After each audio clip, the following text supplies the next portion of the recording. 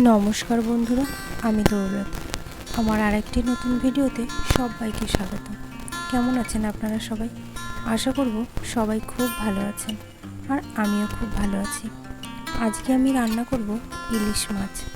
প্রত্যেকটা জিনিসের না যেমন উপকারিতা থাকে তেমন অপকারিতাও থাকে, সেরকমই ইলিশ মাছেরও তাই। উপকারিতা অনেক থাকলেও অপকারিতাও রয়েছে। আমি যেমন এই মাছ একদমই খেতে পারি না, খেলেই না আমার অ্যালার্জির সমস্যা হয়, যার কারণে ইলিশ মাছটা আমাদের বাড়িতে একটু কমই হয়। কিন্তু বছরের মাছ এক আধবার তো খেতেই হয়। আমি খেতে পারি না, কিন্তু বাড়ির অন্যান্য সবাই তো খেতে পারে। যেহেতু নিজে রান্না করে খেতে পারবো না বলে অতটা বেশি রান্নাই করা হয় না। তো আজকে আমি ইলিশ মাছ একটু সর্ষে বাটা দিয়ে করব, তো সেটাই একটু আপনাদের সঙ্গে শেয়ার করলাম। তো মাছগুলোই যে কেটে নিয়েছি, গোটা মাছই এনেছিল, সেটা আমি বাড়িতে কেটেছি। আর আলুগুলো কেটে নিয়েছি। আলু না দিলেও হয়, কিন্তু আমাকে তো আলু দিতেই হবে। আমার মেয়ে আলু ছাড়া তো খাবেই না। তো মাছগুলোকে প্রথমে আগে একটু ভালো করে ভেজে নেব। ভালো করে ভেজে নেব মানে বেশি ভাজবো না, অল্প অল্প ভাজবো। ইলিশ মাছ বেশি ভাজলে ভালো লাগে না খেতে।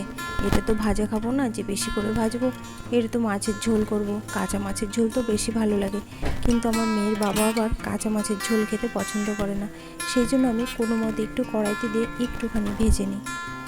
বেশি ভাজলে মাছ ভালো লাগবে না, তাই একটু উল্টে পাল্টে নিচ্ছিলাম, মানে কোনো মতে জাস্ট নুন হলুদ মাখিয়ে তেলের পর দিয়ে একটুখানি ভেজে নিচ্ছিলাম। এই যে মাছগুলো আমি যতটুকু ভাজবো হয়ে গিয়েছে, তো মাছগুলোকে এবার তুলে রাখবো। ইলিশ মাছের স্বাদের কথা বলতে গেলে অতুলনীয়, এত ভালো লাগে খেতে। কিন্তু ওই যে বললাম, যার ভালো গুণ আছে তার খারাপ গুণও আছে। প্রত্যেকটা জিনিসের, প্রত্যেকটা মানুষের, সবারই তাই।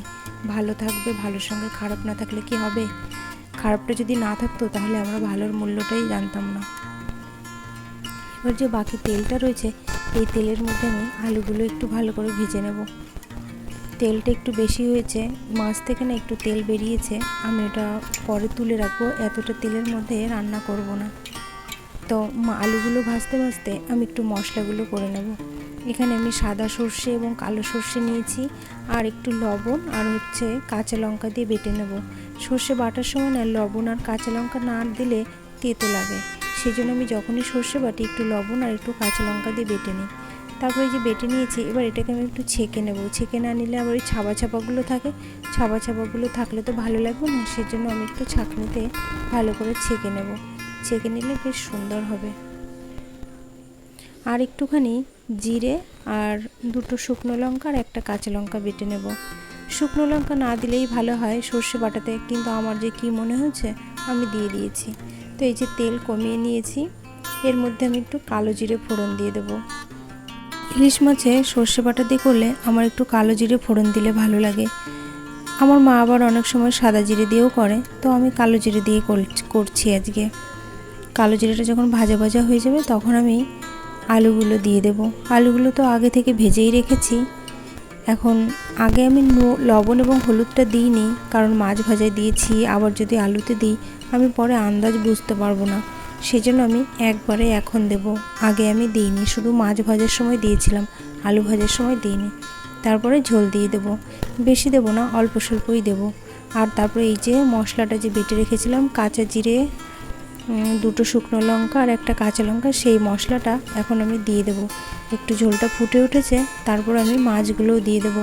মাছগুলো আরও পরে দিই, কিন্তু যেহেতু এই মাছগুলো একটু মোটা মোটা করে কেটেছিলাম বলে একটু আগে থেকেই দিচ্ছি, ভাঙার ভয় নেই। পাতলা পাতলা হয়ে গেলে অনেক সময় ভেঙে যায়, কিন্তু আমি কাটার সময় একটু মোটা করে কেটেছিলাম যাতে না ভেঙে যায়। আর এরই মাঝে আমি সর্ষে বাটাটাও দিয়ে দিয়েছি, কিন্তু সেটা আমি দেখাতে ভুলে গিয়েছি, মনে ছিল না দেখাতে। তো আমার রান্নাটা কেমন লাগলো সবাই জানাবেন। কিন্তু শরীরটা না ভালো নেই, যার কারণে কথা বলতে একটু অসুবিধা হচ্ছে। সেই আগের মতন চেঁচিয়ে চেঁচিয়ে ভয়েসটা দিতে পারছি না, ভালো লাগছে না শরীরটা। যাই হোক, সবাই ভালো থাকবেন, সুস্থ থাকবেন। আর আমার রান্নাটা কেমন লাগলো অবশ্যই জানাবেন কিন্তু। আর আপনারা কে কীভাবে রান্না করেন সেটাও একটু বলে যাবেন। সবাই ভালো থাকবেন, সুস্থ থাকবেন, টাটা।